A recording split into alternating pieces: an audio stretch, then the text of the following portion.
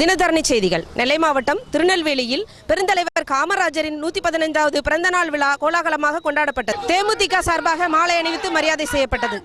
பெருந்தலைவர் காமராஜர் கர்மவீரர் காமராஜர் அவர்களின் 115வது பிறந்தநாள் மிகவும் சீரோடும் சிறப்புமாக நடைபெற்று கொண்டு இருக்கின்ற இந்த வேளையிலே தேசிய முற்போக்கு திராவிடக் கழகத்தின் சார்பாக புரட்சிக் கலைஞர் கேப்டன் அவர்களின் ஆணைக்கிணங்க கர்மவீரர் காமராஜர் அவர்களுக்கு மாலை அணிவித்து மரியாதை செலுத்தி தொண்டர்கள் அனைவரும் உற்சாகத்தோடு மாநகர மாவட்டம் முகமது அலி தலைமையில் நடைபெற்று கொண்டிருக்கின்ற இந்த விழாவை சிறப்போடும் சிறப்போடும் வழிநடத்தி கொண்டிருக்கின்ற மாவட்டத்துக்கு மற்றும் நம்மளுடைய புரட்சிக் கலைஞர் கேப்டன் அவர்களுக்கும் நன்றி தெரிவித்துக் கொள்கிறோம்.